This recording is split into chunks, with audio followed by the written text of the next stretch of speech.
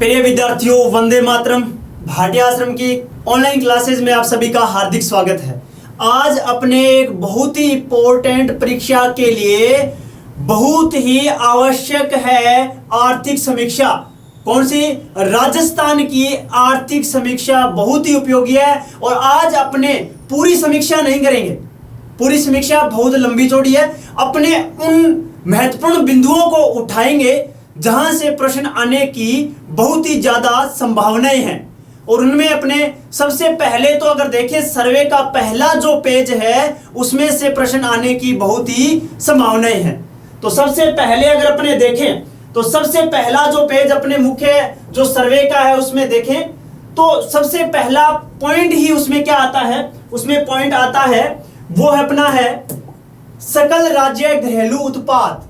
सकल राज्य घरेलू उत्पाद है जो वो आता है सबसे पहला पॉइंट। ये डाटा अपने को नहीं पढ़ने हैं, ये डाटा अपने को नहीं पढ़ने। अपने को क्या पढ़ना है? सिर्फ ये पढ़ना है कौन सा? 2020-21 कि इस समय क्या रहा सकल राज्य घरेलू उत्पाद, वो भी दो आधारों पर होता है। प्रतिवर्ष जो वित्तीय लेन देन होते हैं, अंतिम जो भोक्ता अगर अपने देखें जो अंतिम जो वस्तु है उत्पाद होते हैं उनका एक वर्ष के आधार पे निकाला जाता है। और ये भी दो आधारों पर होता है। कौन कौन से? स्थिर कीमतों पर और प्रचलित कीमतों पर। और स्थिर कीमतों के लिए एक आधार वर्ष नियुक्त किया जाता है। तो ध्यान रखिएगा, आधार वर्ष क्या है? 2011-12 है। क्या है? 2011-12 है आधार वर्ष। अब अगर अपने देखें स्थिर कीमतों पर सकल राज्य घरेलू उत्पाद, सीधा पूछा जाएगा प्रश्न कैसे? स्थिर कीमतों पर सकल राज्य घरेलू उत्पाद कितना है? ऑप्शन अपने पास ये डाल देंगे, ठीक है? तो अपने पास ऑप्शन ये मिलेंगे। तो स्थिर कीमतों पर कितना है?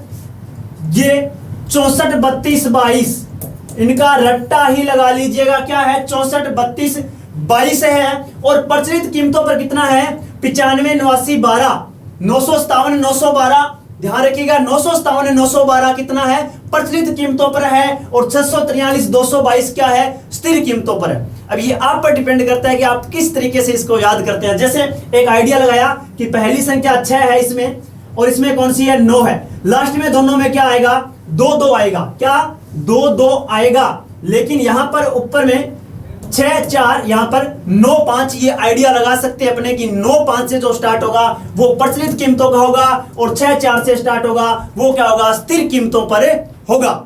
ये ध्यान रखिएगा। और अंतिम में स्थिर कीमतों पर 22 आएगा और प्रचलित कीमतों पर 12 आएगा। इतना ज्यादा आंकड़ों में हेरफेर नहीं किया जाएगा, आइडिया लग जाएगा अगर अपने थोड़ा सा इसको ध्यान दे लेंगे तो ये ध्यान रखिएगा। एक तो सबसे इंपॉर्टेंट ये है सकल राज्य घरेलू उत्पाद स्थिर कीमतों पर और प्रचलित कीमतों पर। स्थिर कीमतों पर कितना है? 643, 222 है। और प्रचलित कीमतों पर है 957, 912।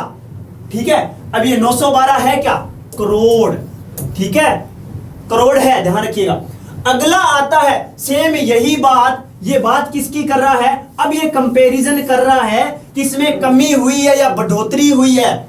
पिछले जो आर्थिक समीक्षा है या आर्थिक जो वित्तीय वर्ष था उसके बावजूद यहां पर कमी हुई या बढ़ोतरी हुई है। तो ध्यान रखिएगा, ये यहां पर कंपैरिजन किया जा रहा है। तो कंपैरिजन क्या है? यहां वृद्धि दर पता अपने को चल रही है। क्या है? स्थिर कीमतों पर कितनी है? माइनस, मतलब कमी हुई है। कितनी? 6.61%। तो स्थिर कीमतों पर यहां पर कितनी है? माइनस 6.61% कमी हुई है। दूसरा, इसमें प्रचलित कीमतों पर अगर अपने देखें तो भैया यहां पर फिर कमी हुई है। कितनी? माइनस 4.11। तो यहां पर ये फिर माइनस 4.11% की कमी हुई है। तो दो डाटा अपने यहां पर देखे, ये नहीं पढ़ने। सिर्फ क्या देखना है? सिर्फ अपने को 2020-21 का देखना है। तो देखा जो अपना है सकल राज्य घरेलू उत्पाद कितना है स्थिर कीमतों पर 2011-12 के अनुसार है 64 अपने 643, 222। इस तरीके से याद कीजिएगा, 643, 222। और प्रचलित कीमतों पर अपना है 957, 912। कमी कितनी हुई है? तो स्थिर कीमतों पर 6.61% की हुई है। और प्रचलित कीमतों पर कितनी हुई है? माइनस 4.11 मतलब कमी हुई है, तो दोनों में कमी हुई है।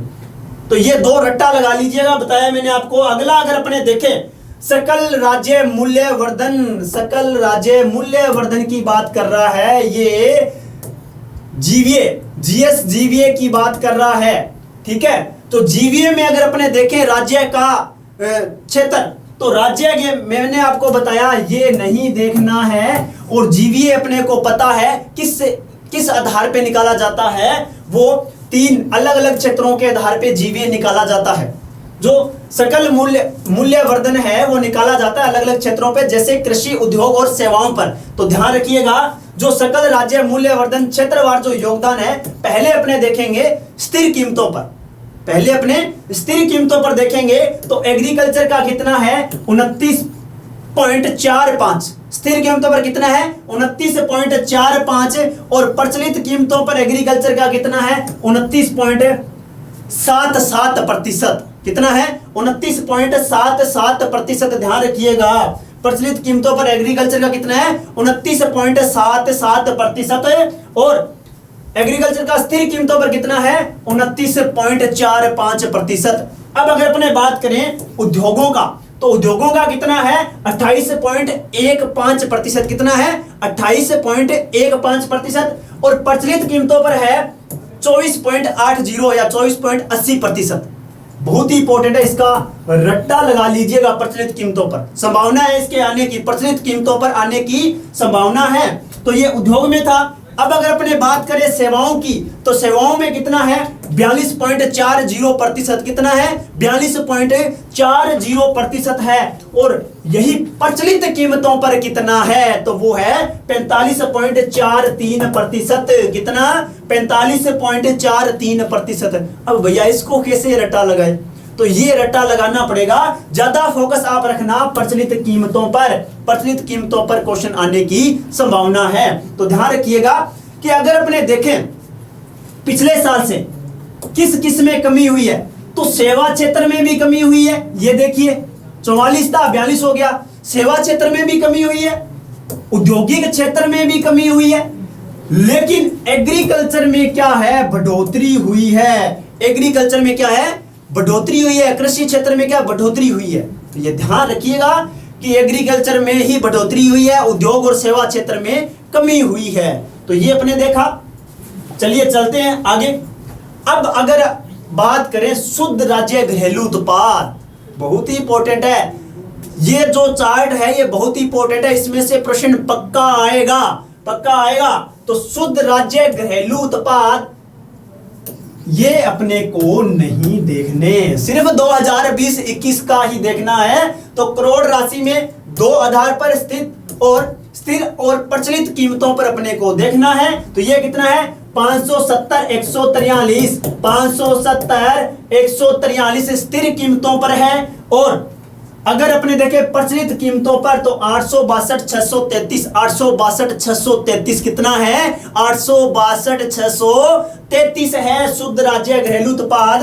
प्रचलित कीमतों पर तो स्थिर कीमतों पर कितना है 570 143। इनका रट्टा लगाना पड़ेगा, प्रश्न मिलेगा श्योर आपको।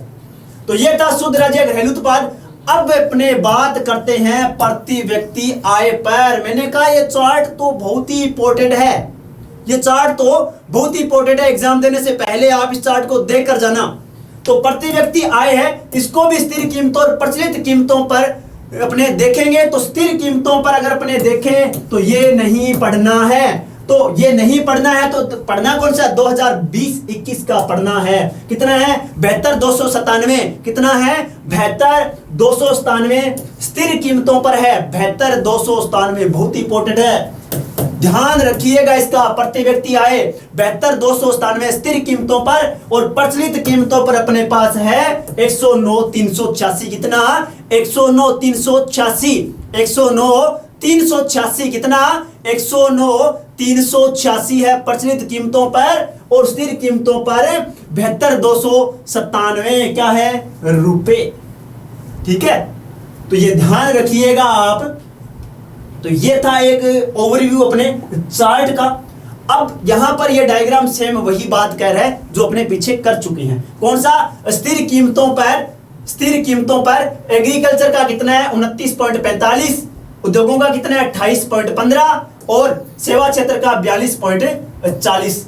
प्रचलित कीमतों पर अगर अपने देखें कृषि का 29.77 और यहां पर उद्योग का देखिए 24.80 और अगर अपने सेवाओं का देखिए तो 45.43। ये याद रखिएगा, इंपॉर्टेंट है प्रचलित कीमतों पर, ठीक है, प्रचलित कीमतों पर ये बहुत ही इंपॉर्टेंट है।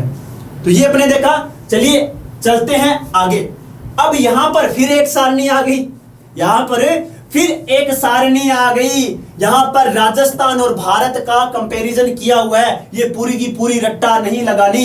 भौगोलिक क्षेत्रफल ये अपने को सभी को पता है, कुछ याद करने की आवश्यकता नहीं है। जनसंख्या याद करने की आवश्यकता नहीं पूछा जाएगा। मोस्ट इंपोर्टेंट दशकीय वृद्धि दर पूछी जाएगी, जा सकती है, पूछी जाएगी नहीं, जा सकती है। दशकीय वृद्धि दर, दशकीय जो वृद्धि दर है 2001 से 2011 की प्रतिशत अगर अपने देखें तो राजस्थान का दशकीय वृद्धि दर है 21.3%। कितना 21.3%। यहां पे देखिए बहुत ही शानदार यहां पर अपने को क्वेश्चन निकलने की संभावना है। भारत की कितनी है 17.7, मतलब राजस्थान की भारत से अधिक है दशकीय वृद्धि दर। जनसंख्या की दशकीय वृद्धि दर भारत की अपेक्षा राजस्थान की अधिक है। स्टेटमेंट उल्टी भी मिल सकती है कि भारत की दशकीय वृद्धि दर क्या राजस्थान से अधिक है, ठीक है, लेकिन राजस्थान की अधिक है भारत से। तो भारत की कितनी है 17.7% दशकीय वृद्धि दर है और राजस्थान की है 21.3%। ये बहुत ही इंपॉर्टेंट है। जनसंख्या घनत्व ये इतना ज्यादा इंपॉर्टेंट नहीं है, ये अपने सभी को पता ही है कि राजस्थान का 200 है, भारत का 382 है। अब आता है कुल जनसंख्या से शहरी जनसंख्या का प्रतिशत, बहुत ही इंपॉर्टेंट है। शहरी जनसंख्या का कितना प्रतिशत है तो राजस्थान में 24.9 और भारत में 31.1 शहरी जनसंख्या है। बहुत ही इंपॉर्टेंट है, मोस्ट इंपॉर्टेंट लगा लीजिएगा इसको। तो मैंने पहला दशकीय वृद्धि दर बताया, दूसरा शहरी जनसंख्या बताया कि राजस्थान में कितनी है 24.9% और भारत में 31.1% है। अब अपने आते हैं लिंगानुपात पर। अब जो लिंगानुपात है 2011 के अनुसार राजस्थान का है 928, भारत का 943। राजस्थान का कितना है, राजस्थान का है 928 और भारत का है 943। अब अपने देखें साक्षरता दर, अगर अपने देखें साक्षरता दर 2011 के अनुसार तो राजस्थान की 66.1 और भारत की 73%। कितनी है, भारत की 73% और राजस्थान की है 66.1%। तो ये अपने एक चार्ट देखा। अब इसमें देखें साक्षरता दर पुरुषों की, तो राजस्थान में 89.2%, राजस्थान की कितनी है 89.2% और भारत की 80.9। कितनी 80.9, ठीक है। महिला साक्षरता दर देखें तो राजस्थान की ये देखिए बहुत ही कम है, कितनी 52.1, राजस्थान की बहुत ही कम है। देखिए ये इंपॉर्टेंट है, ध्यान रखिएगा, महिला पूछा जा सकता है। तो 52.1 है राजस्थान की महिला साक्षरता दर और भारत की कितनी है 64.6%। कितनी 64.6% है। अब सबसे इंपॉर्टेंट मोस्ट इंपॉर्टेंट आता है कार्य सहभागिता दर। कार्य सहभागिता दर कितनी है 2011 के अनुसार राजस्थान की है 43.6। क्यों मोस्ट इंपॉर्टेंट है, मोस्ट इंपॉर्टेंट इसलिए है क्योंकि जैसे दशकीय वृद्धि दर भारत की अपेक्षा राजस्थान की अधिक थी, वैसे ही कार्य सहभागिता दर भी क्या है राजस्थान की अधिक है भारत से। तो राजस्थान की कितनी है 43.6% है और भारत की है 39.8%। कितनी 39.8% है। जन्म दर इतना अपने को इसमें ध्यान नहीं देना। जीवन प्रत्याशा की बात करें तो एक बार इस पूरे चार्ट पर आप नजर डाल दीजिएगा, हालांकि मैं आपको जो मुख्य मुख्य तथ्य हैं वो ही बताने जा रहा हूं। अगर अपने बात करें जीवन प्रत्याशा की 68.7 राजस्थान की है और 69.4 जो है भारत की है। जो मैंने मोस्ट इंपोर्टेंट बताया इन पे जरूर ध्यान दीजिएगा। तो ये था एक मुख्य चार्ट। चलिए चलते हैं अपने आगे। सर्वे में सबसे इंपॉर्टेंट आपसे पूछा जा सकता है सीधा आधार वर्ष। सीधा प्रश्न आ गया कि ये ले भाई बता इसका आधार वर्ष क्या है। तो पहला अपने पास मुख्य सूचकांकों में आता है थोक मूल्य सूचकांक। आधार वर्ष क्या है 1999 से 2000, 1999 2000 वो क्या है थोक मूल्य सूचकांक का आधार वर्ष है। अगला आता है भोक्ता मूल्य सूचकांक। अब मैं आपको बताऊंगा नहीं कि डब्ल्यूपीआई क्या होता है, सीपीआई क्या होता है। इकोनॉमिक्स के जो टॉपिक है सीपीआई डब्ल्यूपीआई क्या होता है, लेकिन सीधा मैं आधार वर्ष बताऊंगा। पॉइंट टू पॉइंट चलना है, क्या पॉइंट टू पॉइंट, सीधा प्रश्न आने की संभावना है। उपभोक्ता मूल्य सूचकांक, अब ये उपभोक्ता मूल्य सूचकांक है, ये अपने दो इसमें सूचकांक देखेंगे। एक तो होता है औद्योगिक श्रमिकों हेतु जो जारी होता है, दूसरा होता है कृषि श्रमिकों हेतु। एक औद्योगिक श्रमिकों हेतु, दूसरा कृषि श्रमिकों के हेतु। तो औद्योगिक श्रमिकों के हेतु जो किया जाता है वो 2016 सेट किया है, सितंबर 2020 से, क्या 2016 है इसका आधार वर्ष। और कृषि श्रमिकों के लिए बहुत इंपॉर्टेंट है, मोस्ट इंपॉर्टेंट, ध्यान रखिएगा, पूछा जा सकता है। कृषि श्रमिकों के लिए सीपीआई का आधार वर्ष क्या है 1986-87 है। क्या है 1986-87 है, क्या है 1986-87। कहां गोल हो रहा होगा कि क्या चल रहा है ये अपने को आंकड़े देखकर ही जाने हैं, इनमें से प्रश्न श्योर मिलेंगे अपने को। तो सामान्य उपभोक्ता, अगला सूचकांक आता है सामान्य उपभोक्ता मूल्य सूचकांक। कौन सा सामान्य उपभोक्ता मूल्य सूचकांक आधार वर्ष 2012, क्या है 2012 है।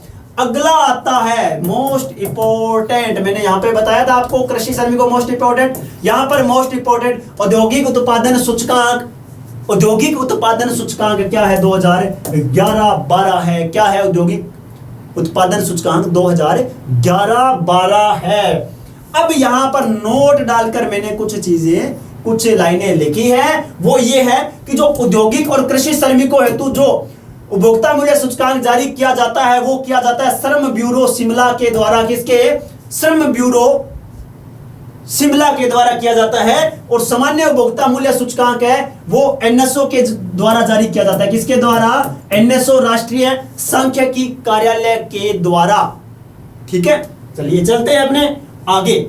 अब यहां पर आपको एक चार्ट दिखाई दे रहा है और ये चार्ट बहुत ही इंपॉर्टेंट है। इंपॉर्टेंट कैसे, पहले तो अपने बात करते हैं भूमि की, कि जो राजस्थान की राज्य की जो कुल प्रचलित भूमि है उसमें कृषि जोतों की संख्या कितनी है। सीधा प्रश्न पूछा जा सकता है, कृषि जोतों की संख्या कितनी है, कितनी है 76.55 लाख। कितनी, 76.55 लाख है कृषि जोतों की संख्या, कितनी 76.55 लाख। अब यहां पर कुछ वर्गीकरण दिया हुआ है कि सबसे ज्यादा किसका है, सबसे ज्यादा कृषि का उपयोग किसमें हुआ है, तो 51.85% किसमें है, 51 शुद्ध बोया गया क्षेत्र किसमें है, शुद्ध बोया गया क्षेत्र में है। पहले स्थान पर क्या है, शुद्ध बोया गया क्षेत्र है। ठीक है, फिर अपने पास आता है अगला, ये 8.5% वानिकी। अगला आता है अपने पास, अगला आता है अपने पास उत्सर्ग कृषि, कितना है 8.5 से पहले अपने पास आता है 11.04%। 11 पॉइंट क्या है, बंजर भूमि। अपने को इसमें कम से कम 3 याद रखने हैं।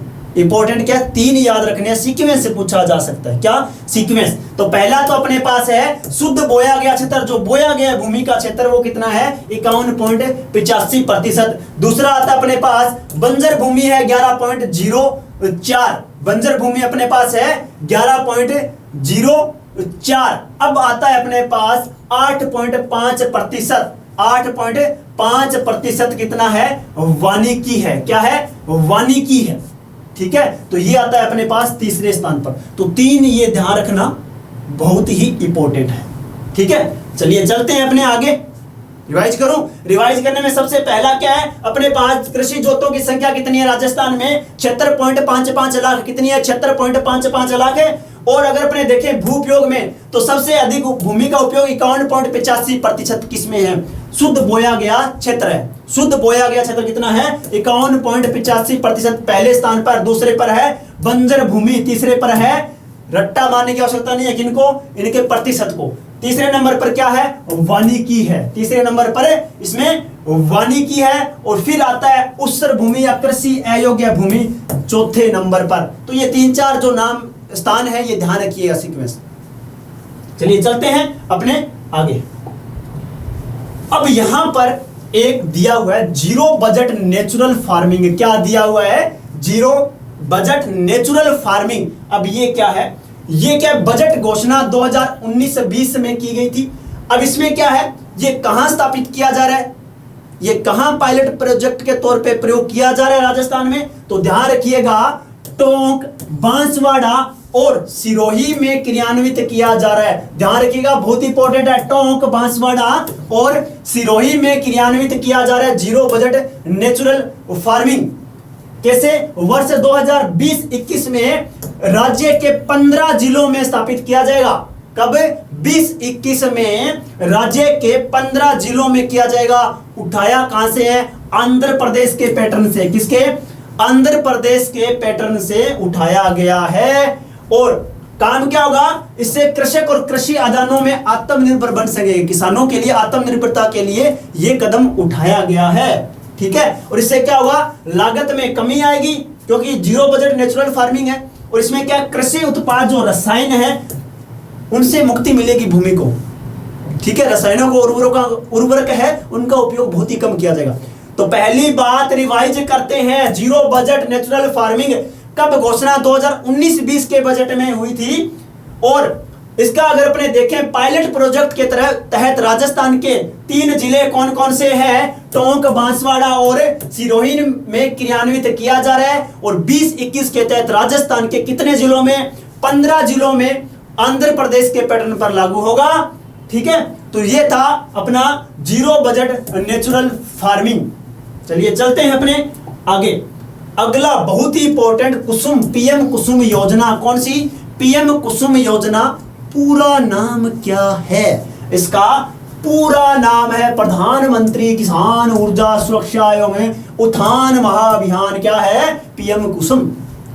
अब पीएम कुसुम में अपने डीप में नहीं जाएंगे। इसके 3 घटक हैं। कितने कंपोनेंट है? इसके 3 घटक हैं। इसके 3 घटक हैं।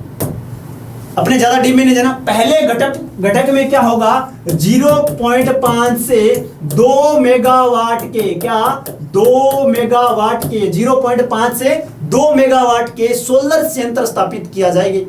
ठीक है। सोलर संयंत्र स्थापित किए जाएंगे। पहला घटक ये था। दूसरा घटक है पंप सेट। उत्पाद जो किसान है उनको पंप सेट भी उपलब्ध करवाए जाएंगे। दूसरे में क्या है? पंप सेट की स्थापना की जाएगी। तीसरा कंपोनेंट है, उसमें क्या किया जाएगा? जो डीजल युक्त पंप सेट है उनको कन्वर्ट किया जाएगा किसमें? सौर पंप सेटों में। किसमें? सौर पंप सेटों में कन्वर्ट किया जाएगा। ठीक है। और ये जो पंप सेट है ये ऑफ ग्रिड होंगे, मतलब ग्रिड से जुड़े हुए नहीं होंगे। ऑफ ग्रिड पंप सेट है वो स्थापित किए जाएंगे। ये 3 है। लेकिन अपने ध्यान रखना कंपोनेंट बी सर्वे में मेंशन है। तो सर्वे में मेंशन क्या है? कुसुम योजना 2019-20 से प्रारंभ हुई थी। चलाता कौन है इसको? भारत सरकार के अधीन है नवीन एवं नवीकरणीय ऊर्जा मंत्रालय। कौन सा? नवीन एवं नवीकरणीय ऊर्जा मंत्रालय के द्वारा। अब इसमें है क्या? कंपोनेंट के तहत हुआ क्या है कि 3 HP से 10 HP क्षमता तक के सौर ऊर्जा पंप संयंत्रों की स्थापना की जाएगी। कितने? 3 HP से 10 HP क्षमता के सौर संयंत्र। अब अनुदान कैसे मिलेगा? तो इस योजना के अंतर्गत अधिकतम कितने HP क्षमता तक? 7.5 HP क्षमता तक क्या है? 60% अनुदान मिलेगा। अगर अपने संयंत्र स्थापित करेंगे कितने HP का? 7.5 HP का अगर अपने संयंत्र स्थापित करेंगे तो अपने को अनुदान कितना मिलेगा? 60%। 30-30 के अनुपात में 30% तो देगा सेंटर और 30% देगा स्टेट। कितने हुए? 60। 30% मिलेगा लोन कहां से? बैंक से। और 10% भैया जेब में होने भी चाहिए। संयंत्र स्थापित कर रहे हैं तो खुद की जेब में से भी 10% लगाने होंगे। तो ये पूरा इसका प्रावधान है पीएम कुसुम योजना। चलिए चलते हैं आगे। कृषक कल्याण कोष, ये भी सर्वे में आया है। कृषक कल्याण कोष क्या है? गठन कब हुआ था? 16 दिसंबर 2019। रट्टा लगाना है, रट्टा लगाना पड़ेगा। सीधा पूछ सकते हैं ये। इसमें अपने इस क्लास में वही चीजें हैं जो इंपॉर्टेंट है, जिनकी संभावना है पेपर में आने की। तो 16 दिसंबर 2019 को कृषक कल्याण कोष की स्थापना की गई। इसमें है क्या, राशि 1000 करोड़ रुपए से गठित किया गया जो कृषक है उनकी सहायता के लिए। अगला आता है राजस्थान राज्य जैव विविधता बोर्ड। इसका गठन कब किया गया, 2002 के अधिनियम के तहत। कौन सा, जैव विविधता अधिनियम 2002 के तहत इसका गठन किया गया। और इसका जो मुख्यालय या कहां पर है ये बोर्ड, जयपुर के अंदर है। कौन सा, राजस्थान राज्य जैव विविधता बोर्ड कहां पर है, जयपुर में है, ध्यान रखिएगा। अगला आता है राजीव गांधी पर्यावरण संरक्षण पुरस्कार। कौन सा, राजीव गांधी पर्यावरण संरक्षण पुरस्कार है, 3 श्रेणियों में दिया जाता है, संगठन, नागरिक और नगर पालिका। संगठन को भी दिया जाता है, नागरिकों को भी दिया जाता है और नगर पालिका क्षेत्र को भी दिया जाता है। कब दिया जाता है, 5 जून क्या होता है, विश्व पर्यावरण दिवस पर ये दिया जाता है। ठीक है, चलिए अपने चलते हैं आगे। अगला आता है राष्ट्रीय जल विज्ञान परियोजना। कौन सी है, राष्ट्रीय जल विज्ञान परियोजना चलाता कौन है, जल संसाधन मंत्रालय, नदी विकास और गंगा संरक्षण विभाग, भारत सरकार इसका क्रियान्वयन करती है। और इसके साथ में अंतरराष्ट्रीय संस्था कौन सी है, वो है विश्व बैंक। कौन सी है, विश्व बैंक है। और भारत सरकार के द्वारा 100% अनुदान राशि इसमें दी गई है, मतलब केंद्र प्रायोजित है, केंद्र सेंट्रल सेक्टर स्कीम है ये। ठीक है, केंद्रीय जो स्कीम है ये। ठीक है, इसकी समयावधि कितनी है, 8 वर्ष है। कितनी है, 8 वर्ष समयावधि है। कब से कब तक, 2016-17 से 23-24 है। 2016-17 से 23-24 है। और इसमें है क्या, स्वचालित नदी और कुछ बांध गेज स्थापित किए जाएंगे। क्या, कुछ बांध गेज स्थापित किए जाएंगे। और इन उपकरणों की मदद से क्या होगा, सैटेलाइट निरंतर सटीक डेटा प्राप्त करना, ये सब इसमें क्या होगा, ऑनलाइन जानकारी, ये सब अपने को मिलेगी। किससे, इसी परियोजना के तहत। ठीक है, पहले ये बात। अब पहला जो संयंत्र है ऐसा स्थापित कहां हुआ है, तो पारदर्शी जल प्रबंधन हेतु बांधों और नहर प्रणाली के लिए राज्य में सर्वप्रथम कौन सा, बिसलपुर बांध। कौन सा है, बिसलपुर बांध जो है उस पर क्या, स्काडा, कौन सी प्रणाली है, SCADA, supervisory and control and data execution प्रणाली वो स्थापित की जा चुकी है। कहां पर स्थापित की जा चुकी है, स्काडा प्रणाली राजस्थान में सर्वप्रथम कहां पर है, बिसलपुर बांध पर। तो ये थी अपनी राष्ट्रीय जल विज्ञान परियोजना। कौन सी थी, अभी अपने कौन सी पढ़ी, अभी अपने परियोजना पढ़ी, राष्ट्रीय जल विज्ञान परियोजना। कौन सी, राष्ट्रीय जल विज्ञान परियोजना पढ़ी। और इस परियोजना का अगर अपने देखें, भारत सरकार के द्वारा वित्त पोषित है। इसके साथ में अंतरराष्ट्रीय संस्था कौन सी शामिल है, विश्व बैंक शामिल है। ठीक है, अगला आपने देखा कितने वर्षों के लिए परियोजना, 8 वर्षों के लिए। कब से कब तक, 2016-17 से 23-24 तक। और इसका जो पहला जो सर्वप्रथम स्काडा प्रणाली है तो वो कहां पर स्थापित की गई है, बिसलपुर बांध पर स्थापित की गई। तो ये अपने पढ़ा। चलिए चलते हैं आगे। अगला आता है अटल भूजल योजना, बहुत इंपॉर्टेंट है। कौन सी, अटल भूजल योजना भारत सरकार और विश्व बैंक के सहयोग से स्थापित की गई है। 50-50% मतलब हाफ हाफ करेंगे। ठीक है, और राजस्थान के, देश के, राजस्थान के नहीं भारत के, देश के 7 राज्यों में ये लागू की गई है। कौन कौन से, हरियाणा, गुजरात, कर्नाटक, महाराष्ट्र, राजस्थान और उत्तर प्रदेश और मध्य प्रदेश में ये लागू की गई है। कारण, गिरते जल स्तर के कारण। कौन सी है, अटल भूजल योजना, भारत सरकार और विश्व बैंक की दोनों की संयुक्त जो योजना है। और इसमें क्या है, देश के 7 राज्यों को शामिल किया गया है। कब से लागू की गई, 1 अप्रैल 2020 से लागू की। कब, 1 अप्रैल 2020 से लागू की गई। कितने वर्षों के लिए, 5 वर्षों के लिए। कितने वर्षों के लिए, 5 वर्षों के लिए, 2020-21 से 2024-25 तक। कब से, 5 वर्षों के लिए, 2020-21 से 24-25 तक। ठीक है, अब इसकी अनुमानित लागत कितनी है, 6000 करोड़ रुपए है। कितनी, 6000 करोड़ रुपए है। अपने बात कर ही ली, कितना करना है, 50-50 करना है। 3000 करोड़ क्या है, भारत सरकार देगी, 3000 करोड़ कौन देगा, विश्व बैंक देगा। तो ये अटल भूजल योजना। और इसमें भी क्या, राजस्थान भी क्या, 5 वर्षों के लिए बजट में क्या है, ये इतना आपको रट्टा मारने की कोई आवश्यकता नहीं। ठीक है, लेकिन ये इंपॉर्टेंट है, इस योजना के अंतर्गत राजस्थान के कितने जिलों को शामिल किया गया है? देश के कितने राज्यों को शामिल किया गया अटल भूजल योजना में? 7 राज्यों को। और राजस्थान के कितने जिलों को? 17 जिलों को। 7 17, ध्यान रखना, 17 जिलों को और 38 पंचायत समिति के 1144 ग्राम पंचायतों को चिन्हित किया गया है। ठीक है, अटल भूजल योजना में राजस्थान के कितने जिले? 17 जिलों को शामिल किया गया, 38 पंचायत समितियों के 1144 ग्राम पंचायतों को शामिल किया गया अटल भूजल योजना। चलिए चलते हैं अपने आगे। अगली आती है ज्ञान सागर क्रेडिट योजना। भाई बहुत ही इंपॉर्टेंट है ज्ञान सागर क्रेडिट योजना। अब ये है क्या? ये ग्रामीण राजस्थान में, ठीक है, राजस्थान में ग्रामीण और जो शहरी छात्र और छात्रा हैं उनको व्यवसायिक या तकनीकी जो पाठ्यक्रम है उसमें प्रवेश लेने के लिए उनके छात्रों और अभिभावकों को क्या किया जाएगा? उनको अनुदान दिया जाएगा या वित्तीय सहायता दी जाएगी। किनको? ग्रामीण और शहरी छात्रों को जो तकनीकी और व्यवसायिक शिक्षा लेना चाहते हैं उनको क्या है? अनुदान दिया जाएगा, ऋण दिया जाएगा। कितना? भारत सरकार भारत में शिक्षा प्राप्त करेंगे तो उनको क्या है? 6 लाख, और विदेश में करेंगे तो 10 लाख तक दिया जाएगा। और लड़कियों को, छात्राओं को ब्याज दर में क्या है? 0.50% की छूट भी दी जाएगी। बहुत ही इंपॉर्टेंट है। क्या है? ज्ञान सागर क्रेडिट योजना किससे संबंधित है? सीधा ऑप्शन आ सकता है। किससे संबंधित है? ये शहरी और ग्रामीण छात्र छात्राओं को व्यवसायिक एवं तकनीकी शिक्षा प्राप्त करने के लिए ऋण प्रदान करना। ठीक है, चलिए चलते हैं आगे। अगली आती है महात्मा गांधी आदर्श ग्राम योजना। कौन सी है? महात्मा गांधी आदर्श ग्राम योजना। और ये कब लागू की गई? वर्ष 2019 में 27 नवंबर 2019 को ये लागू की गई, प्रारंभ की गई। कब?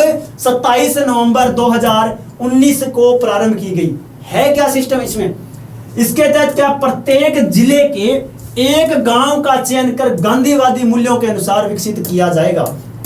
गांधीवादी मूल्य कौन से हैं? जैसे ये देखिए, परिवार कल्याण कार्यक्रम, गर्भवती एवं स्तनपान कराने वाली महिलाओं के पोषण स्वास्थ्य के लिए कुछ इंसेंटिव प्रदान करना। ठीक है, तो इस प्रकार से ये यहाँ पर क्या है? बच्चों के स्वास्थ्य जांच एवं टीकाकरण, नशा मुक्ति समाज कार्यक्रम, तो ये सब कार्यक्रम चलाएंगे। मतलब गांधीवादी जो मूल्य है उन पर आधारित क्या है? जिले के एक गांव का चयन किया जाएगा। जिले के एक गांव का चयन किया जाएगा। कब से प्रारंभ? 27 नवंबर 2019। कौन सी योजना? महात्मा गांधी आदर्श ग्राम योजना। अगला आता है बहुत ही इंपॉर्टेंट, सबने पढ़ रखा होगा, सबने पढ़ रखा होगा। कौन सा? छठा राज्य वित्त आयोग। छठा राज्य वित्त आयोग संविधान में कहां पर है? 243 आई और 243 वाई में शामिल है, पंचायतों में और इसमें नगर पालिका में। ठीक है, अध्यक्ष कौन है छठे वित्त आयोग के? प्रद्युम्न सिंह। कौन है? प्रद्युम्न सिंह है। अन्य 2 सदस्य, मतलब कुल 3 सदस्य होते हैं, एक अध्यक्ष और 2 सदस्य होते हैं। 2 सदस्य कौन है? अशोक लाहोटी और दूसरे हैं लक्ष्मण सिंह। कौन है? अशोक लाहोटी और दूसरे लक्ष्मण सिंह। अब अगर अपने देखें 5वें वित्त आयोग के अध्यक्ष कौन थे? तो डॉक्टर ज्योति किरण। ठीक है, और राजस्थान के प्रथम वित्त आयोग के अध्यक्ष कौन थे? कृष्ण कुमार गोयल। कौन थे? कृष्ण कुमार गोयल थे। चलिए चलते हैं अपने आगे। अगला बहुत इंपॉर्टेंट, राजस्थान औद्योगिक विकास नीति लाई गई है कब? 2019 में। कब से? 1 जुलाई 2019 से लागू की गई है। 1 जुलाई 2019 से राजस्थान औद्योगिक विकास नीति लागू की गई है। ठीक है, अगला आता है राजस्थान निवेश प्रोत्साहन योजना। कौन सी? राजस्थान निवेश प्रोत्साहन योजना 17 दिसंबर 2019 से प्रारंभ की गई है। 17 दिसंबर 2019 से प्रारंभ की गई है। कौन सी? राजस्थान निवेश प्रोत्साहन योजना। है क्या इसमें? विनिर्माण और सेवा क्षेत्र के उद्योगों में नवीन जो निवेश करने के लिए क्या किया जाएगा? 7 वर्षों के लिए SGST से 100% छूट दी जाएगी। क्या बात है इसमें कि विनिर्माण और सेवा क्षेत्र के उद्योगों में नवीन निवेश, जो नया निवेश किया जाएगा उस हेतु क्या है? 7 वर्षों के लिए, 7 वर्षों के लिए आपसे क्या है? SGST हम नहीं लेंगे। ये है अपनी क्या? राजस्थान निवेश प्रोत्साहन योजना की निवेश को प्रोत्साहन कर रहे हैं। 7 वर्षों के लिए आप SGST मत देना, आप निवेश कीजिए। ठीक है, अगली आती है वन स्टॉप शॉप प्रणाली। ये क्या है? सिंगल विंडो क्लियरेंस सिस्टम को सुदृढ़ करने के लिए, मतलब एक जगह पर सब कुछ प्राप्त होना। तो निवेश प्रस्तावों को शीघ्र अनुमोदन के लिए एक ही स्थान पर ये समयबद्ध तरीके से प्रदान करने के लिए प्रारंभ किया गया कि एक ही स्थान पर सभी आए निवेश करने के लिए और निवेश करें। ठीक है, इसके लिए क्या, एक बोर्ड ऑफ इन्वेस्टमेंट का गठन किया गया। क्या? बोर्ड ऑफ इन्वेस्टमेंट, निवेश के लिए एक बोर्ड गठित किया गया। उसके अध्यक्ष कौन है? अध्यक्ष हैं मुख्यमंत्री। कौन है? मुख्यमंत्री। और संबंधित पोर्टल, किस पोर्टल पर जाएंगे जो निवेशकार है, जो निवेश करने के लिए जाएंगे, तो वो है राज निवेश। क्या है? राज निवेश। तो ये थी वन स्टॉप शॉप प्रणाली। चलिए चलते हैं अगले। अगला है बहुत ही इंपॉर्टेंट रिको। क्या है? रिको है। रिको का पूरा नाम क्या है? राजस्थान राज्य औद्योगिक विकास एवं विनियोजन निगम लिमिटेड। नाम ध्यान रखना, रिको। स्थापना कब हुई? 1980 में स्थापना हुई रिको की। काम क्या है? राज्य के औद्योगिक विकास को गति देने वाली शीर्ष संस्था है। औद्योगिक विकास को गति देने की शीर्ष संस्था। सीधा पूछा जाता है औद्योगिक विकास को गति देने के लिए शीर्ष संस्था राज्य की कौन सी है? रिको है। ठीक है, अगला आता है राजस्थान लघु उद्योग निगम लिमिटेड। क्या है? राजसिको। रिको 1980 औद्योगिक विकास को गति देने वाली शीर्ष संस्था।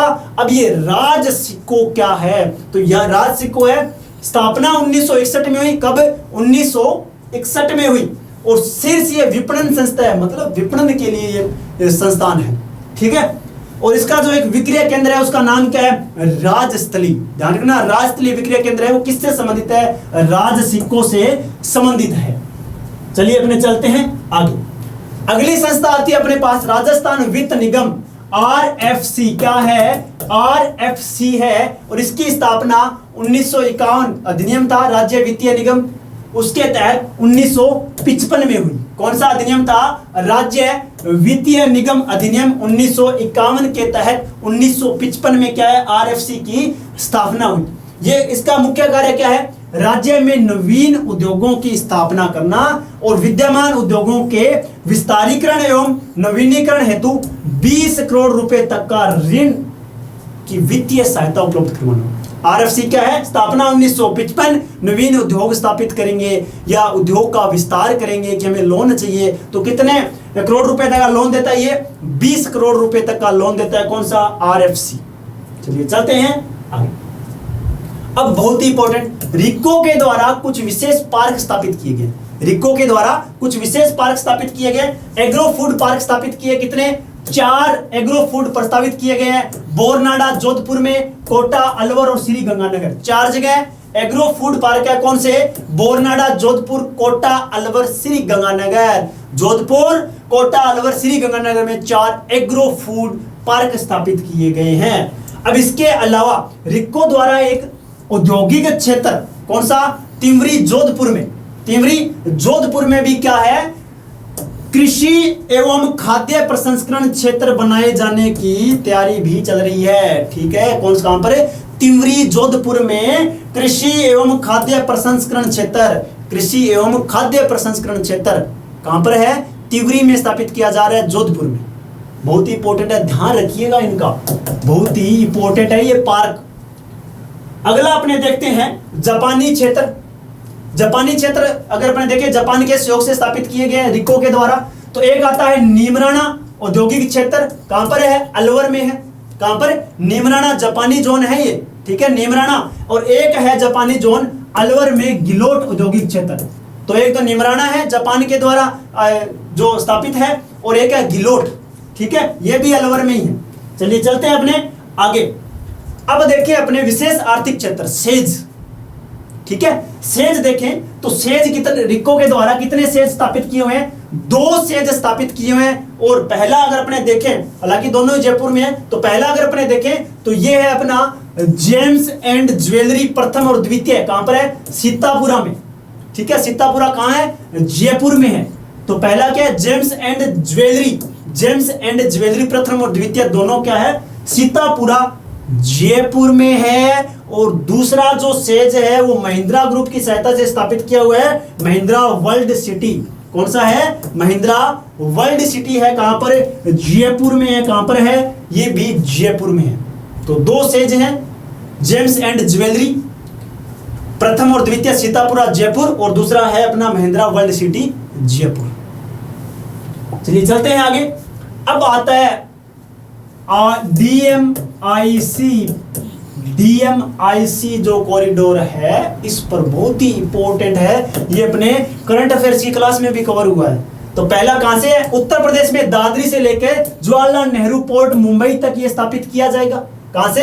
दादरी उत्तर प्रदेश से जवाहरलाल नेहरू पोर्ट मुंबई तक स्थापित किया जाएगा। ये वेस्टर्न डेडिकेटेड फ्रेट कॉरिडोर का निर्माण किया जा रहा है। पश्चिमी जो डेडिकेटेड फ्रेट कॉरिडोर है उसका निर्माण किया जा रहा है। लंबाई कितनी है? 1483 किलोमीटर। कितनी है? 1483 किलोमीटर। लेकिन सबसे इंपॉर्टेंट बात यह है कि लगभग कितना प्रतिशत भाग राजस्थान से गुजरेगा? तो वो ये है 39%। राजस्थान से कितना प्रतिशत भाग डीएमआईसी का गुजरेगा? 39%। याद कर लेना, इसका रट्टा लगा लेना, 39%। अब प्रथम चरण है जो इसके कॉरिडोर के, उसमें राजस्थान के 2 निवेश क्षेत्र स्थापित हैं। कौन कौन से? एक है खुसखेड़ा भिवाड़ी निमराना निवेश क्षेत्र, पहला खुसखेड़ा भिवाड़ी निमराना क्षेत्र, दूसरा है जोधपुर पाली मारवाड़ औद्योगिक क्षेत्र। कौन सा? जोधपुर पाली मारवाड़ औद्योगिक क्षेत्र। अब अपने देखते हैं आगे। अब ये आता है अपना सर्वे में ही अगला टॉपिक, जिसमें अगर अपने देखें तो राजस्थान भारत में कच्चे तेल का महत्वपूर्ण उत्पादक है। सीधी सी बात, उत्पादक है क्योंकि दूसरा स्थान रखता है। तो भारत के कच्चे तेल के कुल उत्पादन में राज्य का योगदान कितना है? ये बहुत ही इंपॉर्टेंट है। कितना है? 22-23%। 22 से 23% योगदान है। ठीक है, कितना? 7 मिलियन मीट्रिक टन, 7 MMT योगदान है। और बॉम्बे हाई जो है वो क्या लगभग देश का 40% योगदान देता है। और दूसरे स्थान पर आता है राजस्थान, देश का पहला। अगर अपने देखें कि जो कच्चे तेल का उत्पादन है वो कहां पर किया जाता है? देश में पहला बॉम्बे हाई में, दूसरे स्थान पर है राजस्थान। कितना योगदान है? 22.23%। कितना है? 22.23 नहीं, 22 से 23%। ये लगभग है 22-23। ठीक है, तो 22-23% है। अब अगर अपने देखें कि दूसरा सबसे बड़ा है, अब राज्य में पेट्रोलियम उत्पादक जो क्षेत्र है वो कितने हैं, या बेसिन कितने हैं, कितने जिलों में वो बेसिन है? बहुत ही इंपॉर्टेंट है। कितने? तो ध्यान रखिएगा, राज्य में पेट्रोलियम उत्पादक क्षेत्रों में अगर अपने देखें तो 4 पेट्रोलिफेर बेसिन है। पेट्रोलिफेरस बेसिन कितने हैं? पेट्रोल के बेसिन कितने हैं? 4। कितने बेसिन है? 4 बेसिन है। कितने जिलों में है? 14 जिलों में है। ध्यान रखिएगा, राजस्थान देश में दूसरा स्थान रखता है कच्चे तेल में, और कितना प्रतिशत है? 22 से 23% योगदान है राजस्थान का। और यहां पर 4 बेसिन है पेट्रोलियम के, और 14 जिलों में विस्तृत है। 4 बेसिन कौन कौन से है? पहला बाड़मेर सांचौर, दूसरा जैसलमेर, तीसरा बीकानेर नागौर बेसिन, और चौथा है विंध्यन बेसिन। ठीक है, जिसमें कोटा, बारा, बूंदी, झालावाड़ और भीलवाड़ा, चित्तौड़गढ़।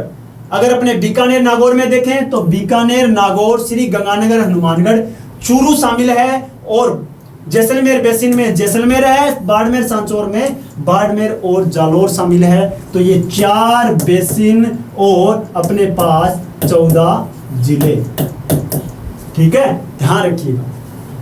अब यहां पर अगर अपने देखें एक बहुत इंपॉर्टेंट, हालांकि ये बहुत ही बार पूछे हुए प्रश्न है, हालांकि संभावना बहुत कम है, लेकिन फिर भी अपने बात कर लेते हैं। राजस्थान रिफाइनरी परियोजना, राजस्थान रिफाइनरी परियोजना है, ये HPCL का योगदान कितना है? 74%। बहुत बार पूछा हुआ एग्जाम में, बहुत बार। RS 2018 में भी आया था, बहुत सारे एग्जाम में पूछा हुआ है। तो राजस्थान रिफाइनरी परियोजना कहां पर है? ये अपने पंचभद्रा बाड़मेर में है। कहां पर? पंचभद्रा बाड़मेर में है। HPCL का योगदान 74% और राजस्थान सरकार का कितना है? 26% योगदान है। और इसका ये प्रारंभ कब की गई थी रिफाइनरी? 16 जनवरी 2018 को।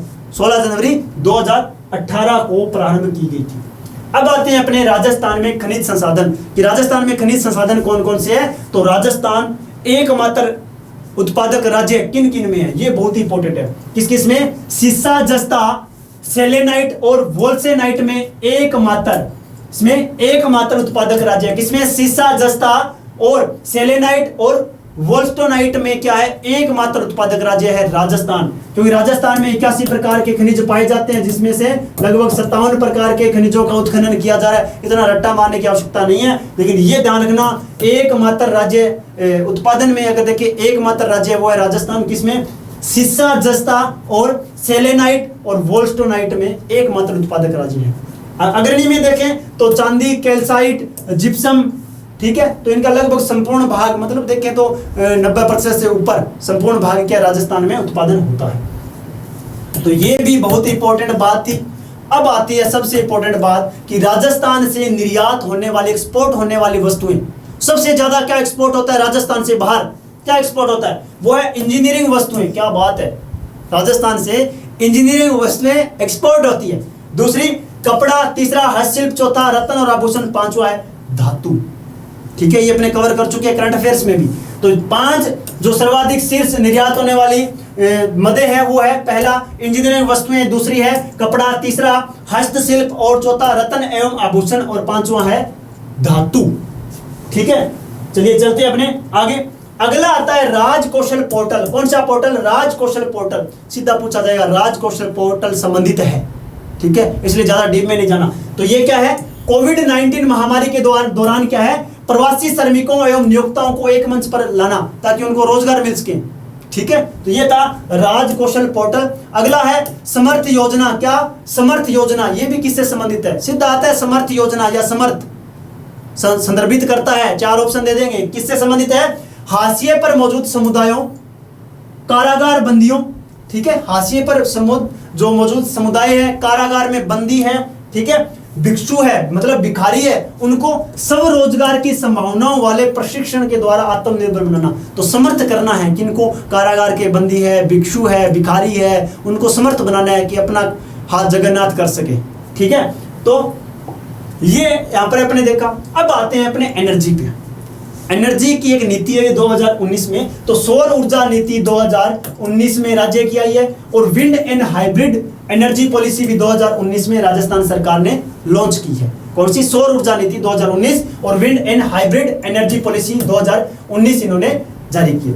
अब सबसे इंपॉर्टेंट डाटा आता है रट्टे वाला, वो जो पहले पेज पे अपने रट्टा देखा था वैसा। क्या कि दिसंबर 2020 तक अधिष्ठापित ऊर्जा, राजस्थान की अधिष्ठापित ऊर्जा कितनी है, तो अधिष्ठापित ऊर्जा क्षमता कितनी है, 21,836। तो 21,836 मेगावाट। ध्यान रखना, इसमें कंफ्यूजन होती है गीगावाट मेगावाट में, तो मेगावाट है, ध्यान रखना 21,836, 21,836 मेगावाट अधिष्ठापित ऊर्जा है राजस्थान। कितनी, 21,836।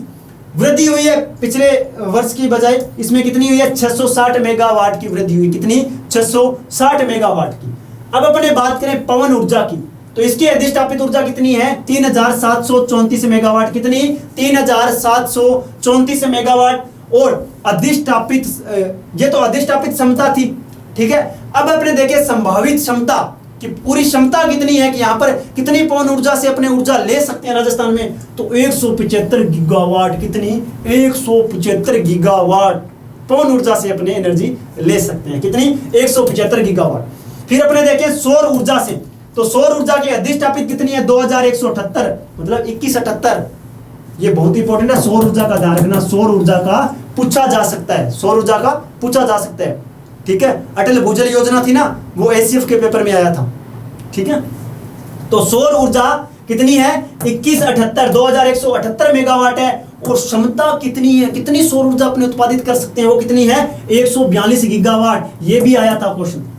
ठीक है, 142 गीगावाट क्षमता कितनी है, 142 गीगावाट है। अब अगर अपने देखें कि सौर ऊर्जा संयंत्र कितने स्थापित हो चुके हैं, मतलब कितनी ऊर्जा स्थापित करने वाले संयंत्र स्थापित हो चुके हैं, तो ध्यान रखना 5002 मेगावाट क्षमता वाले सौर ऊर्जा संयंत्र स्थापित हो चुके हैं। लेकिन अधिष्ठापित कितनी है अभी, 2178 ही है। लेकिन पावर कितनी है, 142 गीगावाट की है, और पवन ऊर्जा की 175 गीगावाट की पावर है। ठीक है, तो ये था महत्वपूर्ण ऊर्जा से क्षेत्र से संबंधित। अब अपने देखते हैं सेवा क्षेत्र में, तो एक राजस्थान पर्यटन नीति लाई गई है। कब, 9 सितंबर 2020 में लाई गई थी। ठीक है, कौन सी, राजस्थान पर्यटन नीति लाई गई है। कब, 9 सितंबर 2020 को लागू की गई। सेवा क्षेत्र में अगर अपने देखें कुछ महत्वपूर्ण जो परियोजनाएं हैं इनमें हमेशा कंफ्यूजन होती है। जैसे अगर अपने से पूछ ले जन सूचना पोर्टल या राजस्थान संपर्क पोर्टल तो गोलमोल हो जाता है। संपर्क पोर्टल, जन सूचना पोर्टल, तो ध्यान रखिएगा जन सूचना पोर्टल सरकार द्वारा क्रियान्वित सभी योजनाओं की जानकारी एक ही जगह पर, जितनी भी योजनाएं हैं उन योजनाओं को एक जगह पर, ये लो भाई आपको यहाँ मिल जाएगी, यहाँ से देखो। ठीक है, ये क्या है? जन सूचना पोर्टल, मतलब जन सूचना, लोगों को सूचना देने के लिए किन सभी योजनाओं की। दूसरा आता है राजस्थान संपर्क पोर्टल, मतलब संपर्क स्थापित करना है किनसे? लोगों से। लोगों की जो शिकायतें हैं वो सरकार तक पहुंचाने के लिए पोर्टल बनाया गया है और इसके लिए एक संपर्क सूत्र मतलब कॉन्टैक्ट नंबर भी है 181 पर कॉल कर दो 181 पर कि यहाँ पे हमारे ये व्यवस्थाएं नहीं है। ठीक है, तो ये था राजस्थान संपर्क पोर्टल। अब अपने देखते हैं राजस्थान जन आधार योजना। जन आधार कार्ड है, ठीक है। जन आधार योजना कब लागू की गई? 18 दिसंबर 2019 को। क्या उद्देश्य क्या है इसका? सार्वजनिक कल्याण के लाभ की विभिन्न योजनाओं को एकीकृत करना। ठीक है, जन आधार के तहत अपने सभी योजनाएं उसमें संकलित एकीकृत रहेगी। कौन सा? जन आधार में कब लागू किया गया? 18 दिसंबर 2019 को लागू किया गया। अब आता है राजकाज परियोजना। कौन सी? राजकाज परियोजना कार्यान्वयन क्या है? एसएसओ के द्वारा।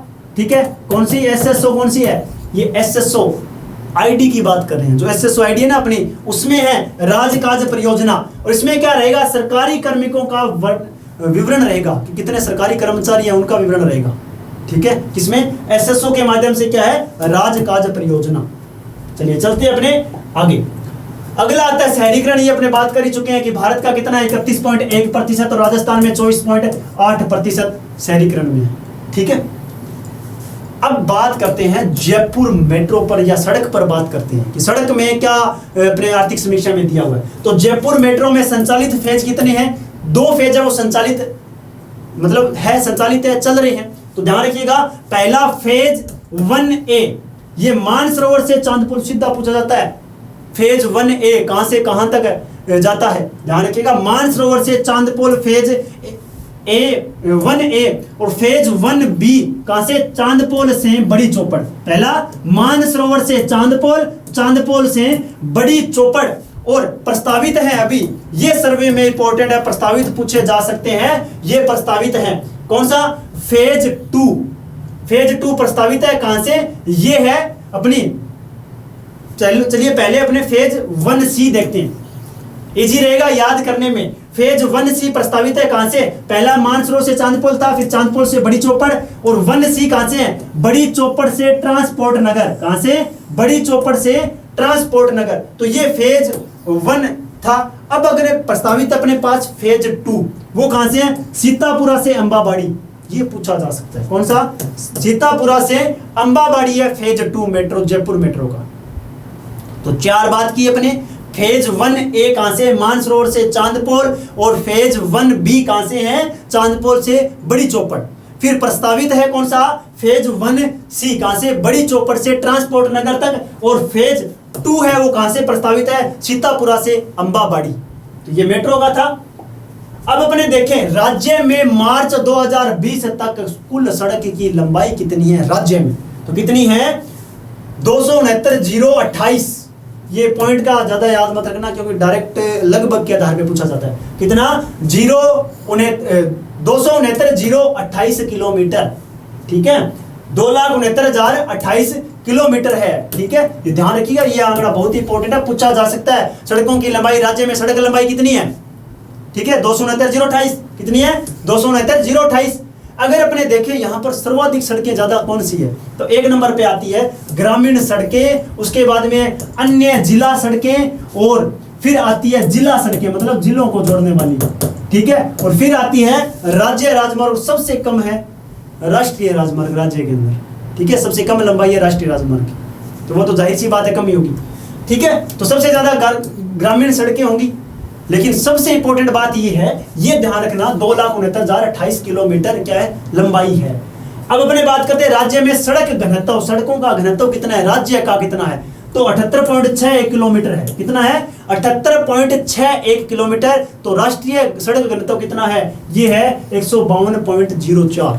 देखिए कितना है? 152.04, और राज्य का कितना है? 78.61 किलोमीटर। बहुत ही इंपॉर्टेंट है। अब अपने पास आता है ज्ञान संकल्प पोर्टल। कौन सा? ज्ञान संकल्प पोर्टल। अब ये पोर्टल क्या है, इंपॉर्टेंट है, ध्यान रखिएगा।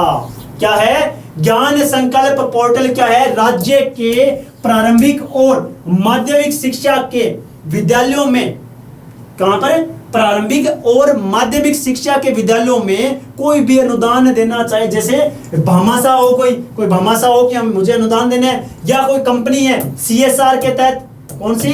CSR के तहत सीधे विद्यालय या मुख्यमंत्री ज्ञान कोष में वो क्या है? अनुदान राशि जमा करवा सकते हैं। तो ये है ज्ञान संकल्प पोर्टल। इसके तहत वो क्या है? उसमें जमा करवाएंगे तो उनको क्या फायदा मिलेगा? रुपया देंगे सरकार को या विद्यालय को देंगे तो उनको फायदा क्या मिलेगा?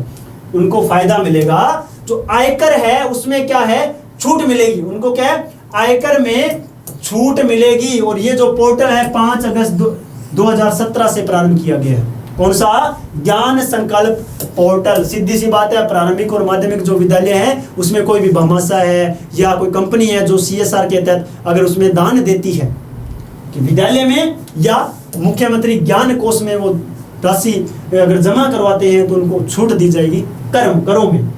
ठीक है, चलिए चलते हैं अपने आगे। अगला आता है आनंदम। ये अपने करंट अफेयर्स में भी कवर कर चुके हैं। आनंदम पाठ्यक्रम है। आनंदम ये पाठ्यक्रम है। महाविद्यालयों में महात्मा गांधी के न्यासिता सिद्धांत से प्रेरित होकर आनंदम के नाम से क्या है? पाठ्यक्रम शुरू किया गया। कहां? महाविद्यालयों में किया गया है। ऐसा करने वाला राजस्थान देश का पहला राज्य है। ठीक, कौन सा पाठ्यक्रम? आनंदम पाठ्यक्रम। अगली आती है बहुत इंपॉर्टेंट, विद्या संबल योजना। कौन सी है? विद्या संबल योजना बजट 2021-22 में घोषित की गई। विद्या संबल योजना ये क्या है? नवसृजित राजकीय महाविद्यालयों में फैकल्टी की कमी दूर करने के लिए गेस्ट फैकल्टी के तौर पे आमंत्रित किया जाएगा। मतलब अब उनका चयन नहीं होगा? नहीं, ऐसी बात नहीं है। जहां पर टीचर्स की कमी है, लेक्चरर की कमी है, वहां पर क्या? गेस्ट फैकल्टी के टीचर बुलाए जाएंगे और वो है विद्या संबल योजना। विद्या संबल योजना में क्या है? गेस्ट फैकल्टी को बुलाया जाएगा महाविद्यालयों में। क्या? गेस्ट फैकल्टी को विद्या संबल योजना में। कंफ्यूजन हो जाएगी, भूल जाएंगे विद्या संबल योजना। उसमें दे दिया जाएगा कि विद्यार्थियों को छात्रवृत्ति प्रोत्साहन के तहत या विद्यार्थियों को स्कूल में प्रवेश करने के लिए उनको प्रोत्साहित राशि दी जा रही है। इस तरीके से अपने को ऑप्शन मिलेंगे। लेकिन ध्यान रखना ये क्या है? गेस्ट फैकल्टी को बढ़ावा देने के लिए विद्या संबल योजना है। चलिए चलते हैं अपने आगे। मुख्यमंत्री युवा संबल योजना। वो देखिए, अब कंफ्यूजन होगी यहाँ पे। ये कौन सी थी? विद्या संबल योजना। गौर से देखिएगा, विद्या संबल योजना। और ये कौन सी है? मुख्यमंत्री युवा संबल योजना। ये क्या है? बेरोजगारी भत्ते से संबंधित है। ये सभी को पता है, बेरोजगारी भत्ते से है। 1 फरवरी 2019 से ये शुरुआत की गई है। और इस योजना के तहत क्या 3000 रुपए पुरुषों को और 3500 रुपए महिलाओं, ट्रांसजेंडर और दिव्यांगजन जो पात्र बेरोजगार है उनको प्रति माह दिए जाएंगे। अधिकतम 2 वर्ष या जब तक वो नौकरी ना लग जाए या कोई रोजगार प्राप्त ना करें। कितने वर्ष तक? 2 वर्ष तक या तो रोजगार में लग जाए या 2 वर्ष तक उनको दिया जाएगा। पुरुषों को 3000, महिलाओं, ट्रांसजेंडर, अन्य जो विशेष योग्यजन या दिव्यांगजन है उनको क्या है? 2 वर्ष तक 3500 रुपए दिए जाएंगे। तो ये है इसके अंदर। अगली आती है निरोगी राजस्थान अभियान। क्या है? निरोगी राजस्थान अभियान। निरोगी रहना चाहिए राजस्थान। 18 दिसंबर 2019 को शुरुआत की गई। इसमें है क्या? स्वास्थ्य मित्रों का चयन किया जाएगा। स्वास्थ्य मित्रों का चयन किया जाएगा जो क्या है? प्रत्येक राजस्व ग्राम, मतलब प्रत्येक राजस्व ग्राम और शहर के प्रत्येक वार्ड में एक पुरुष और एक महिला को क्या? स्वास्थ्य मित्र का चयन किया जाएगा। प्रत्येक वार्ड में एक स्वास्थ्य मित्र होगा, एक महिला और एक पुरुष, ताकि क्या है? उनको जागरूकता पैदा की जा सकती है या जो निरोगी राजस्थान है उसमें जो अभियान है उसमें वो योगदान दे सके। ठीक है, चलिए चलते हैं अपने आगे।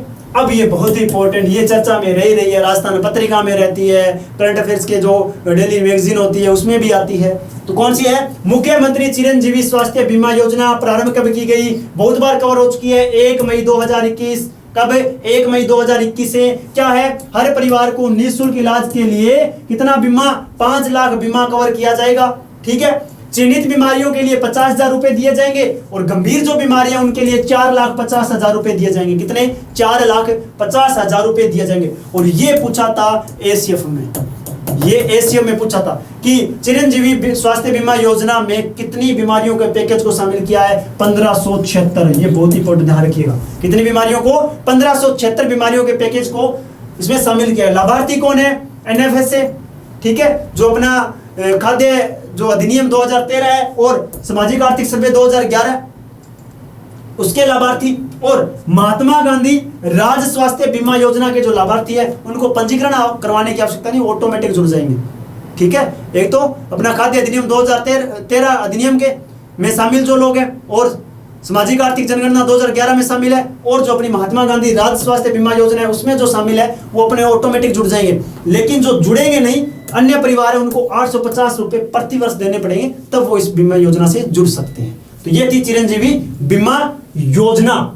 अब अपने देखते हैं प्रधानमंत्री मातृ वंदना योजना। प्रधानमंत्री मातृ वंदना योजना, ये वंदना योजना क्या है? उद्देश्य है गर्भवती और धात्री महिलाओं तथा उनके शिशुओं को आयु क्या है 0 से 6 माह, कितने 0 से 6 माह के स्वास्थ्य एवं पोषण की स्थिति में सुधार हेतु ये लॉन्च की गई है। कौन सी? प्रधानमंत्री मातृ वंदन योजना।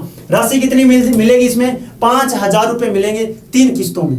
कितने किस्तों में? 3 किस्तों में। पहली किस्त 1,000 रुपए और बाद में 2 किस्तों में 2-2 हजार रुपए मिलेंगे। कौन सी है? प्रधानमंत्री मातृ वंदना योजना। चलिए चलते हैं आगे। इंदिरा गांधी मातृत्व पोषण योजना, भाई बहुत ही इंपॉर्टेंट है, बहुत ही इंपॉर्टेंट है, ध्यान रखिएगा। कौन सी है?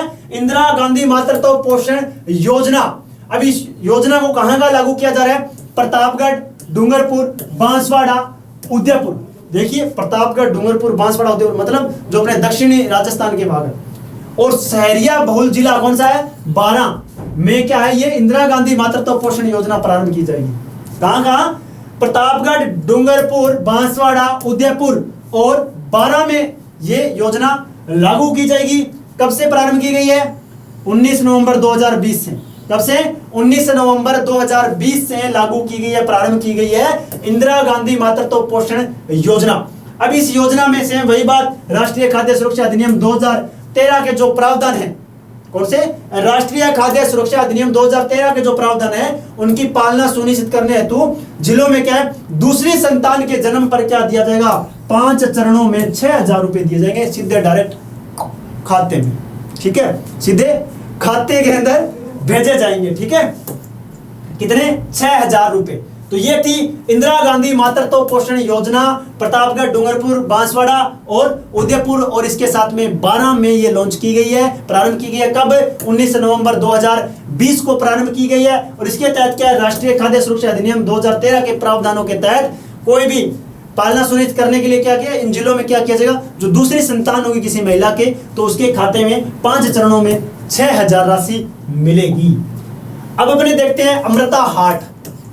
अमृता हाट, हाट मतलब बाजार होगा, अमृता मतलब महिला से संबंधित है। क्या बात है। तो महिला स्वयं सहायता समूहों द्वारा निर्मित जितने भी उत्पाद है उनको प्रदर्शित और विपणन का अवसर प्रदान करने के लिए अमृता हाट है, वो महिलाओं स्वयं सहायता समूह है, उनको क्या एक मंच उपलब्ध करवाएगा। अगला आता है इंदिरा महिला शक्ति निधि, IM शक्ति। कौन? IM शक्ति। क्या? IM शक्ति। तो क्या इसके लिए बजट में आवंटन है 1,000 करोड़ रुपए का। और क्या होगा? कौशल विकास की सभी योजनाओं को एक छत के नीचे लाया जाएगा और प्रारंभ 18 दिसंबर 2019 को किया गया है। IM शक्ति। क्या? IM शक्ति 1,000 करोड़ रुपए 18 दिसंबर 2019 को प्रारंभ, और कौशल विकास की जितनी भी योजना उनको एक मंच पर लाया गया है। तो कौन सी है? IM शक्ति, इंदिरा महिला शक्ति निधि। कितनी निधि है? 1,000 करोड़ रुपए। चलिए अपने चलते हैं आगे। अब ये आता है अपना जो लोक वित्त है उसका कितना प्रतिशत अगर अपने देखें किसमें सबसे अधिक व्यय हुआ है। तो अगर अपने यहां पर देखें तो यहां पर सबसे अधिक अपने देखने को मिलता है, पहले नंबर पर आता है 49.70% सामाजिक एवं सामुदायिक सेवाओं में। किसमें? सामाजिक एवं सामुदायिक सेवाओं में अपने को देखने को मिलता है। कितना? ये है अपना 49.70%। फिर अगर अपने देखें इसके अंदर, तो इसके अंदर अगला अपने पास पहले स्थान पे ये है, दूसरे स्थान पर अपने पास आता है ये ऊर्जा। तो दूसरे स्थान पर आती है ऊर्जा। तो सबसे अधिक व्यय किसमें? पहले तो सामाजिक और सामुदायिक सेवाओं पर हो रहा है, दूसरे स्थान पर ऊर्जा पर हो रहा है। फिर अपना देखें तीसरे स्थान पर कहां पर हो रहा है? तो तीसरे स्थान पर यहां हो रहा है खर्चा। खर्चा कर रहे हैं, तो तीसरे स्थान पर खर्चा अपना जो है वो हो रहा है किस पे? ग्रामीण विकास पे। किस पे? ग्रामीण विकास पे। और चौथे स्थान पर अगर अपने देखें तो चौथे स्थान पर हो रहा है अपना 8.50% कृषि सेवाओं में। चौथे स्थान पर कृषि सेवाओं में हो रहा है। फिर अगर अपने देखें अगला, तो ये आता है अपना परिवहन। किस पे? परिवहन आता है। कौन सा? परिवहन आता है 5वें नंबर पर। इतना बहुत ज्यादा रट्टा मारने की आवश्यकता नहीं है। तो पहले नंबर पर सबसे अधिक परिव्यय व्यय किस पे हुआ है 2020-21 में? किस पे व्यय है? परिव्यय वर्ष दिया हुआ है 2020-21 में, किस पे कितना ज्यादा व्यय होता है? तो सबसे पहले स्थान पर कौन सा है? सामाजिक एवं सामुदायिक सेवाएं। दूसरे स्थान पर है ऊर्जा। तीसरे स्थान पर है ग्रामीण विकास। चौथे पे कृषि एवं संबद्ध योजनाएं। और 5वें स्थान पर है परिवहन। तो ये है लोकवित्त व्यय, परिव्यय। ठीक है। अब अगर अपने देखें कि राजकोषीय घाटा कितना रहा सकल राज्य घरेलू उत्पाद का, ठीक है, जीएसडीपी का राजकोषीय घाटा कितना प्रतिशत रहा 2019-20 में? तो घाटा रहा भैया 3.77%। याद रखिएगा कितना? 3.77% घाटा रहा जीएसडीपी का राजकोषीय घाटा राज्य का। कितना? 3.77%। चलिए चलते हैं अपने आगे। अब ये सर्वे के अंतिम चरण में अपने आ चुके हैं। इसमें क्या कुछ परियोजनाएं हैं, डायरेक्ट इसका पूछा जाएगा। ये अपने को ज्यादा रट्टा मारने की आवश्यकता नहीं है, एक नजर लगा लेना इन पे। हालांकि इसमें से क्वेश्चन आने की संभावना बहुत ही कम है, बिल्कुल नगण्य। आने की संभावना क्या है? इनका पूछा जाएगा कि ये जो योजनाएं हैं वो किन राज्यों के द्वारा, या राज्यों नहीं, किन अंतरराष्ट्रीय संस्था के सहयोग से संचालित की जा रही है। ठीक है, किन संस्थाओं के सहयोग से ये संचालित की जा रही है। किन? पहले देखिए अपने राजस्थान वानिकी एवं जैव विविधता परियोजना, द्वितीय चरण का ध्यान मत कीजिए आप। राजस्थान वानिकी एवं जैव विविधता परियोजना किसके सहयोग से? JICA। भैया नाम क्या है? जाइका। ये जाइका कंपनी कहाँ की है? जापान की है। कहाँ की है? जापान की जाइका है। राजस्थान वानिकी एवं जैव विविधता परियोजना जाइका के द्वारा संचालित है। फिर आती है राजस्थान कृषि प्रतिस्पर्धात्मक परियोजना। राजस्थान कृषि प्रतिस्पर्धात्मक योजना विश्व बैंक के द्वारा संचालित है। किसके द्वारा? विश्व बैंक के द्वारा संचालित है। अगली आती है राजस्थान ग्रामीण जलापूर्ति एवं फ्लोरोसिस निवारण परियोजना। अगर अपने देखें मुख्य तौर पर कहां पर है? ये नागौर में। ठीक है, ये भी किसके द्वारा? JICA जाइका के द्वारा। हालांकि फ्लोरोसिस के अगर अपने 33 के 33 जिलों की बात करें तो उनमें भी ये समस्या है, लेकिन नागौर मुख्य है इसमें। ठीक है, तो जाइका है, उसके द्वारा संचालित है राजस्थान ग्रामीण जलापूर्ति एवं फ्लोरोसिस निराकरण। अगला आता है जयपुर मेट्रो रेल, ADB। ठीक है, एशियन डेवलपमेंट बैंक, ADB के द्वारा संचालित है। मेट्रो किसे? ADB के द्वारा संचालित है। तो 3 अपने बात की, राजस्थान वानिकी एवं जैव विविधता परियोजना जाइका के द्वारा, राजस्थान कृषि प्रतिस्पर्धात्मक परियोजना विश्व बैंक के द्वारा, और राजस्थान ग्रामीण जलापूर्ति एवं फ्लोरोसिस निराकरण जो परियोजना है वो जाइका के द्वारा और ADB के द्वारा जयपुर मेट्रो रेल। तो 4 अपने देखिए, 3 अपने देखते हैं इसमें। ये बहुत ही इंपॉर्टेंट है, ये आप ध्यान रखिएगा, ये बहुत ही इंपॉर्टेंट है। ये 27 जिलों और 137 सिंचाई परियोजनाओं को शामिल करती है। कितनी? 27 जिलों और 137 सिंचाई परियोजनाओं को शामिल करती है। राजस्थान जल क्षेत्र आजीविका सुधार परियोजना कौन सी है? राजस्थान जल क्षेत्र सुधार आजीविका सुधार परियोजना कौन सा है? जाइका। जाइका की तीसरी आ रही है, ये ध्यान रखिएगा, जाइका। राजस्थान जल क्षेत्र आजीविका सुधार योजना जाइका के द्वारा। और रेगिस्तान क्षेत्र के लिए जल क्षेत्र पुनर्रचना परियोजना, ये किसके द्वारा? NDB के द्वारा, new development bank. Metro ADB के द्वारा था, एशियन डेवलपमेंट बैंक, और ये क्या है? न्यू डेवलपमेंट बैंक के द्वारा है।